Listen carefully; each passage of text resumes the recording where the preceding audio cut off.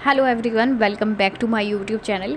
As you all know, हम लोग class 11th biology के chapter anatomy of flowering plants को कर रहे थे, जिसमें हमने अभी तक काफ़ी सारी चीज़ें डिस्कस कर ली थी। अब हम आज की वीडियो में पढ़ने वाले हैं मोनोकोट रूट के बारे में। देखिए, जो भी हम बात करेंगे ना मोनोकोट रूट के बारे में, हम बस कुछ टर्म्स के बारे में देखेंगे कि भाई जो हमारे पास में मोनोकोट प्लांट होता है उसकी जो रूट्स होती है उसमें ये चीज़ें होती हैं।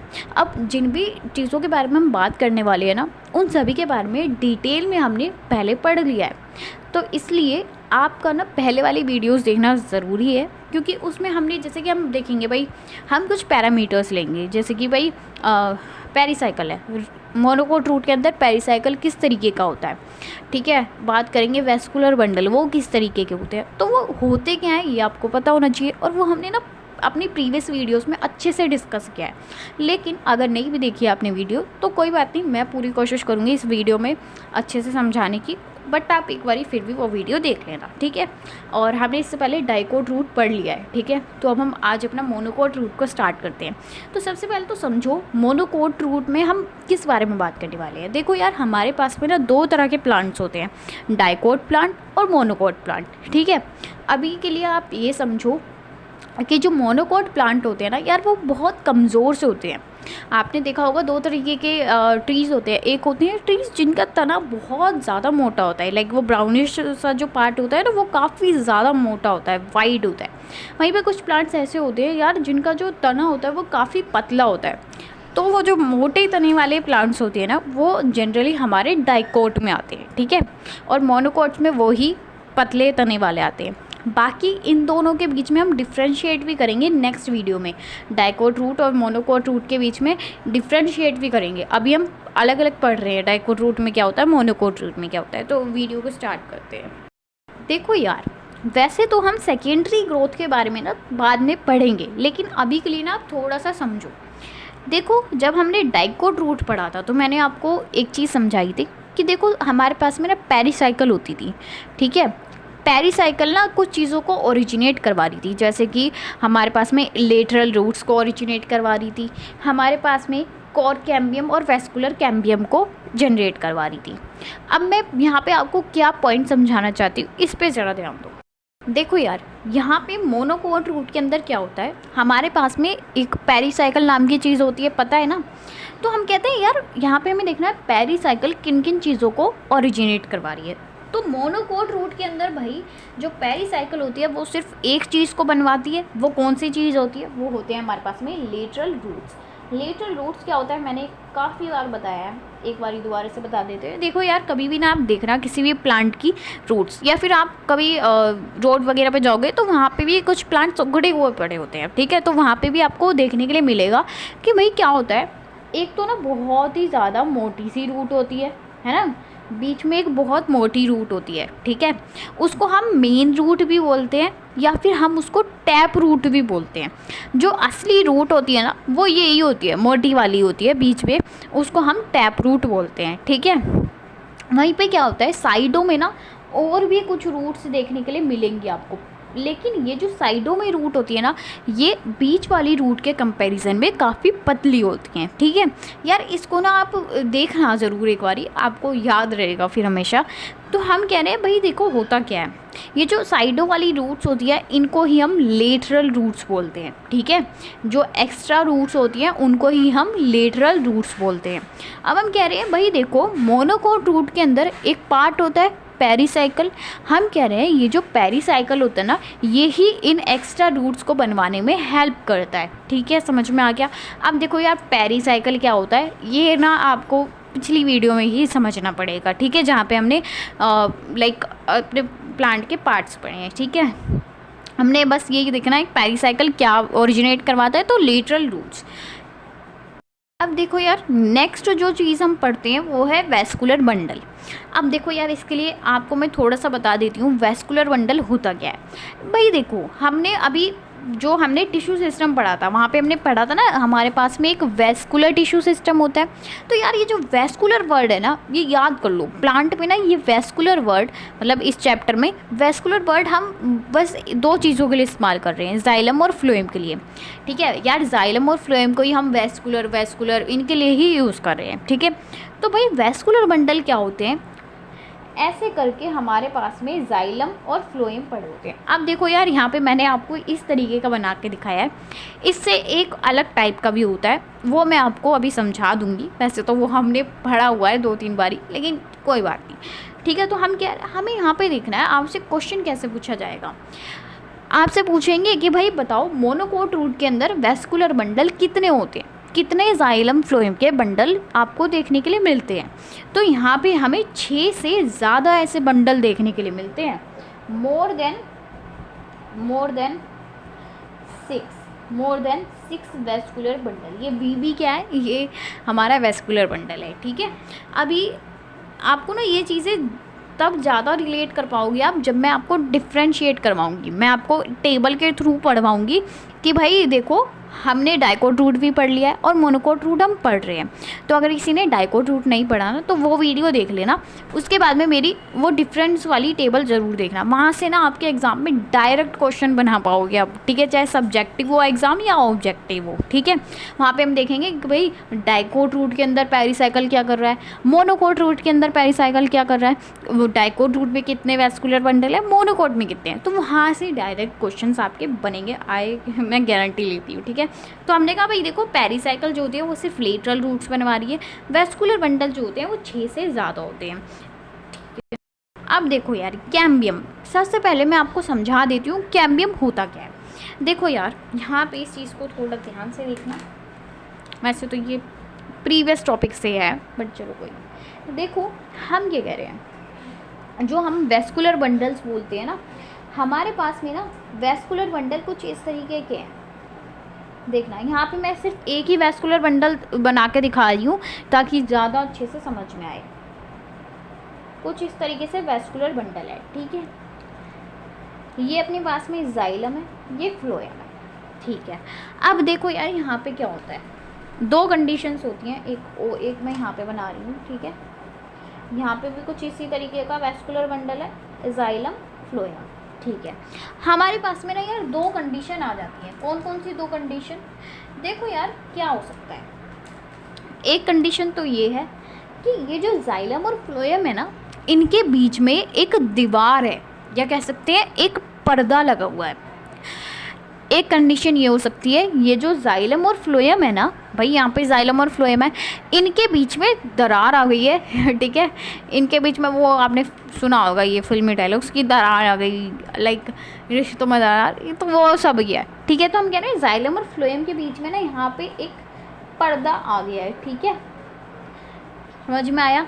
एक कंडीशन ये हो सकती है कि जाइलम और फ्लोएम के बीच में इस तरीके की एक दीवार आ गई है। ठीक है, फिर वहीं पे यार दूसरी कंडीशन ये हो सकती है, सिंपली ये ऐसे खुले पड़े हुए हैं, इनके बीच में कोई भी दरार नहीं आई हुई, यहाँ पे जाइलम यहाँ पे फ्लोएम, कुछ नहीं है बीच में, और एक जगह है कि यहाँ पे बीच में कुछ है। अब ये जो कुछ है, यानी कि जो दरार है, ये जो दीवार है, इसको हम बायो में दीवार नहीं बोलते, इसको हम कुछ और बोलते हैं। तो वो देखते हैं वो क्या बोलते हैं, इसी को ही हम कैम्बियम बोलते हैं। ठीक है, और मैंने आपको बताया था भाई कैम्बियम भी 2 तरह के होते हैं।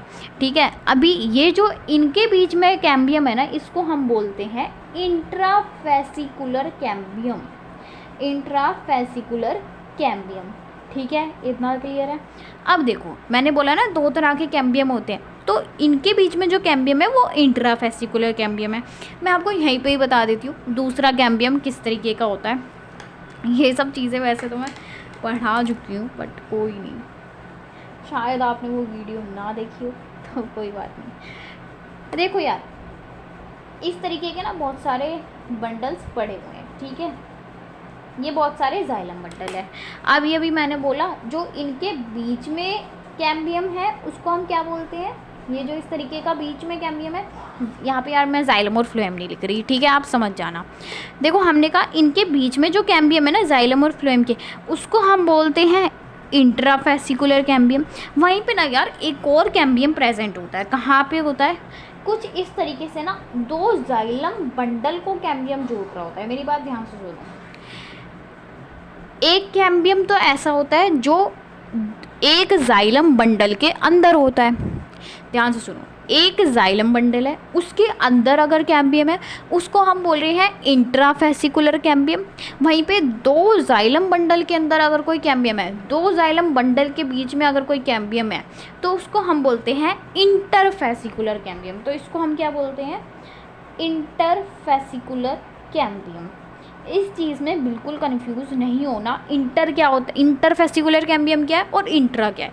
देखो यार, आपने ना कभी देखा होगा आपके स्कूल में कंपटीशन वगैरह होते हैं तो वहाँ पे बोलते हैं, अगर यार आप ना इस चीज़ को नोटिस करना, अगर आप ही के स्कूल में, यानी कि आपके स्कूल में ही 2-4 क्लासों के बीच में कंपटीशन है तो उसको हम बोलते हैं इंट्रा स्कूल कंपटीशन। यानी कि एक जो आपका स्कूल है उसी के अंदर कंपटीशन हो रहा है तो उसके लिए इंट्रा वर्ड यूज़ करते हैं। उसी तरीके से भाई देखो ना, एक जाइलम बंडल है, एक जाइलम बंडल के अंदर ही अगर वो है वॉल तो उसको हम बोल रहे हैं इंट्राफेसिकुलर कैम्बियम। ठीक है, वहीं पे हम कह रहे हैं यार कई बार ऐसा होता है 2-3 स्कूलों के बीच में कंपटीशन है तो उसके लिए यूज़ करते हैं वर्ड इंटर स्कूल कंपटीशन। ठीक है, तो यहाँ पे देखो, यहाँ पे कह रहा है भाई यहाँ पे 2-4 जाइलम बंडल के अंदर है ना वो कैम्बियम, तो उसको हम बोल रहे हैं इंटरफेसिकुलर कैम्बियम। ठीक है, आई होप समझ में आ गया हो। तो अब देखो हम कह रहे हैं भाई एक बात बताओ, ये जो कैम्बियम है, ये कैम्बियम हमारे मोनोकोट रूट के अंदर ऐसा इंट्राफेसिकुलर कैम्बियम होता है या नहीं होता? तो नहीं होता। ये जो इस तरीके का कैम्बियम होता है ये हमारे यहाँ पे एब्सेंट है। ये जो मैंने क्रॉस बनाया है इसका मतलब एब्सेंट है। जो लोग मेरी वीडियोस कंटिन्यूअसली देखते हैं रेगुलरली उनको तो समझ में आ गया होगा मेरे टिक का मतलब क्या होता है, क्रॉस का। तो यार देखो, मोनोकोट रूट के अंदर ना ऐसा कोई कैम्बियम नहीं होता। अब क्यों नहीं होता ये ना जब मैं आपको सेकेंडरी ग्रोथ पढ़ाऊंगी मैं तब बताऊंगी। अभी के लिए ना एक बहुत इम्पॉर्टेंट पॉइंट है, उसको ज़रा आप याद रख लो। वो ये पॉइंट है कि मोनोकोट रूट के अंदर सेकेंडरी ग्रोथ नहीं होती, सेकेंडरी ग्रोथ एब्सेंट। बहुत ज़्यादा इम्पॉर्टेंट पॉइंट है। जब मैं आपको सेकेंडरी ग्रोथ पढ़ाऊंगी ना तो सारी चीज़ें फ्लो में याद हो जाएंगी, सब कुछ रटना नहीं पड़ेगा कि ये ऐसा क्यों होता है, ये ऐसा क्यों नहीं होता। बस एक चीज़ याद रखो कि जो मोनोकोट रूट होते हैं उनके अंदर सेकेंडरी ग्रोथ नहीं होती, और सेकेंडरी ग्रोथ नहीं होती इसी वजह से ये सब चीज़ें हो रही हैं। ठीक है, इतना क्लियर है। अब देखो नेक्स्ट जो हम पैरामीटर लेते हैं वो है अपना पिथ। पिथ पता है क्या होता है? नॉट पिथ की थैली, वो नहीं।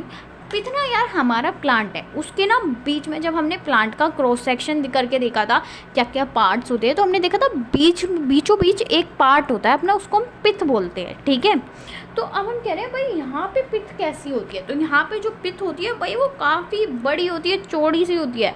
तो हम कहते हैं यहाँ पे जो पिथ है वो लार्ज है और वेल डेवलप्ड है, यानी कि हम पिथ को आराम से देख सकते हैं। बड़ी मोटी चौड़ी सी पिथ है लाइक मी। ठीक है, तो हम कह रहे हैं जो हमारी पिथ है वो काफ़ी हमारी बहुत चौड़ी सी पिथ है जिसको हम आराम से देख सकते हैं। अब मैं ना आपको डायग्राम दिखाती हूँ मोनोकोट रूट का। देखो यार, दिख रहा है? यस, यहाँ पे देखो डायग्राम। सबसे पहले हमने क्या बोला भाई, रूट हेयर। ये तो हमने प्रीवियस वीडियो में भी पढ़ा था कि जो अपने पास में रूट होती है ना उसके पास में रूट हेयर होते हैं। ठीक है, और रूट हेयर कैसे होते हैं मेरे को कमेंट करके बताना। ये चीज़ मैंने 5-6 बार तो बता दी है इस चैप्टर में। ठीक है, फिर यार रूट के बाद में हमारे पास में सबसे जो आउटर मोस्ट लेयर होती है वो एपिडर्मिस होती है। जैसे हमारे पास में स्किन होती है, ठीक है, इनके पास में एपिडर्मिस है। फिर उसके बाद में एपिडर्मिस के नीचे हमारे पास में कॉर्टेक्स आ जाती है। कॉर्टेक्स की जो सबसे लास्ट लेयर होती है ना वो एंडोडर्मिस होती है। ठीक है, एंडोडर्मिस से क्वेश्चन आ जाता है कि बताओ कॉर्टेक्स की जो लास्ट लेयर होती है, इनर मोस्ट लेयर, वो कौन सी होती है? वो एंडोडर्मिस होती है।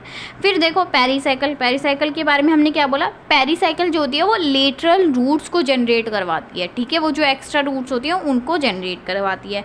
फिर ये फ्लोएम और जाइलम हो गए। जाइलम फ्लोएम आपको इसमें क्लियरली नहीं दिख रहे हैं, लेकिन जाइलम और फ्लोएम प्रेजेंट होते हैं जिनको हम वेस्कुलर बंडल बोलते हैं। ठीक है, फिर हमने कहा बीचों बीच में पिथ होती है। ये देखो, ये जो आपको बड़ी सी दिख रही है ये पिथ है अपनी। ठीक है, काफ़ी बड़ी पिथ है ना, यही तो हमने कहा था कि भाई मोनोकोट रूट के अंदर काफ़ी लंबी चौड़ी सी पित होती है, ठीक है। तो यही था आपने मोनोकोट रूट के बारे में। तो यार यहाँ पे मोनोकोट रूट में हमें इतना ही पढ़ना था, एक बार जल्दी से अपना रिवाइज कर लेते हैं। देखो हमने कहा मोनोकोट रूट के बारे में यार 4-5 पॉइंट्स ही याद रखने हैं कि जो मोनोकोट रूट होती है उसमें सबसे इंपॉर्टेंट पॉइंट ये है कि कोई भी सेकेंडरी ग्रोथ नहीं होती है, ठीक है। फिर हम कहते हैं पेरीसाइकिल जो होता है वो सिर्फ और सिर्फ लेटरल रूट्स बनवा रहा है। वेस्कुलर बंडल जो होते हैं उनका नंबर से क्वेश्चन आता है, यहाँ पे 6 से ज़्यादा वेस्कुलर बंडल प्रेजेंट होते हैं। साथ ही में कैम्बियम अपने पास में एब्सेंट होता है, ठीक है। और जो पित्त होती है वो काफ़ी बड़ी होती है, काफ़ी चौड़ी सी पित्त होती है। तो ये हमारे पास में मोनोकोट रूट था। अगर किसी ने प्रीवियस वीडियोस नहीं देखी है इस चैप्टर की, प्लीज़ देख लीजिएगा, क्योंकि आपको फिर और ज़्यादा क्लियरिटी से पूरा चैप्टर समझ में आ जाएगा। जैसा कि आप जानते हो चैप्टर ख़त्म होने के बाद में हम लोग क्वेश्चंस भी करते हैं, और यार कह सकते हो जब हम क्वेश्चन करते हैं ना तो उसी में ही अपना एक बार दोबारा से चैप्टर को रिवाइज़ करते हैं। तो यार उससे पहले ना आप अच्छे से प्रिपेयर कर लो, अपनी सारी वीडियोज़ को देख लो, चैनल को सब्सक्राइब कर लो, ताकि मैं और भी जो वीडियोस डालूँ आपके पास में उसकी नोटिफिकेशन आ जाए, ठीक है। और बस यही, फिर आप क्वेश्चंस करना, आपका चैप्टर बिल्कुल तैयार हो जाएगा। एनसीईआरटी पढ़ना, अगर कोई डाउट आता है तो कमेंट करके बता देना।